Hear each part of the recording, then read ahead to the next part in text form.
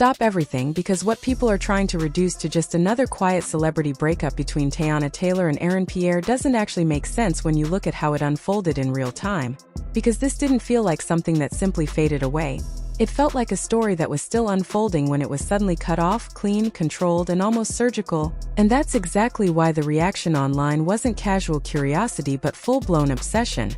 Because people didn't see a clear ending, they saw a shift, and shifts make people uncomfortable, especially when they can't immediately explain them, because just weeks before everything went quiet there was a completely different energy surrounding her. Something grounded and calm that didn't feel staged or performative, the kind of presence that suggests emotional stability rather than image management, and alongside that was Pierre, quiet, composed, never overly public but still present enough to make it feel intentional, like something that didn't need to be broadcast to be real.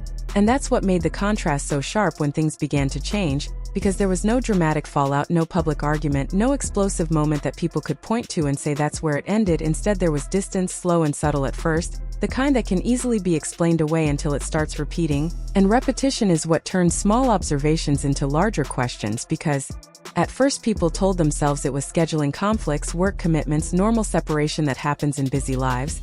But then it kept happening, appearances where she stood alone, interviews where his name stopped coming up, moments where her tone shifted just slightly whenever conversations moved in that direction.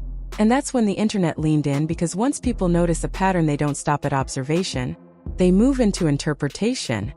And interpretation quickly turns into narrative, especially when there's no official explanation to ground it. So fragments started filling the gap, a rumored voice note that no one could verify but everyone discussed, alleged screenshots that were unclear but emotionally suggestive, language that felt familiar enough to sound believable, words like overwhelmed, needing space, bad timing, phrases that often signal something deeper beneath their surface meaning.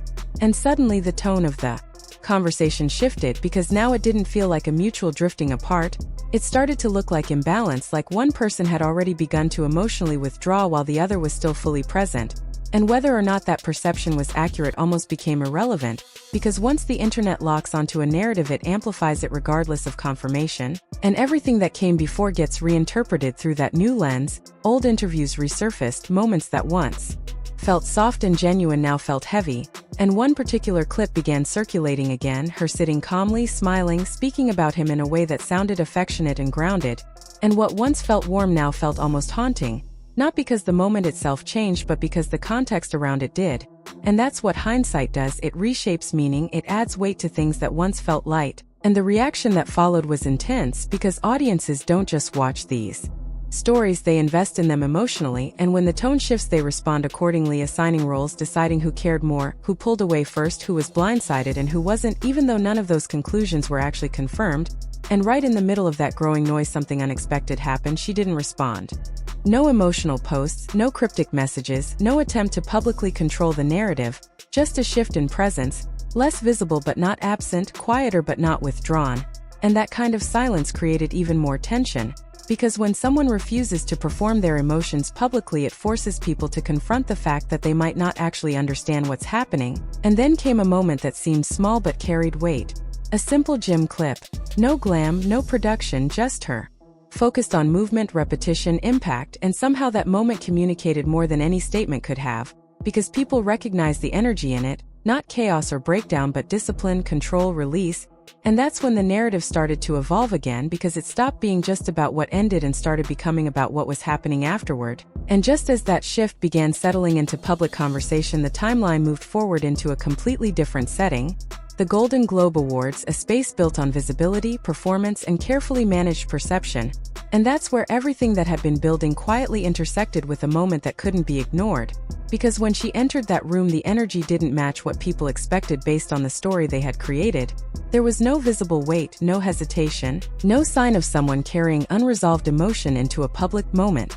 Instead there was composure, clarity, and a sense of focus that felt intentional, and the cameras picked up on it immediately, returning to her again and again, enough for viewers to notice and start questioning it in real time, because attention like that is rarely random, it follows something, and in this case it followed presence. And then her category was announced and the room shifted, conversations dropped, attention sharpened, because this wasn't a light field.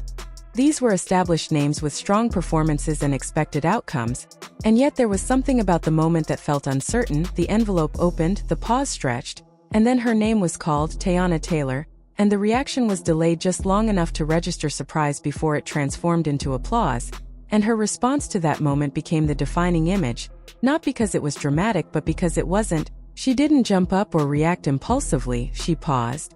Just briefly, and in that pause it felt like everything people had been projecting onto her collapsed into a single quiet moment.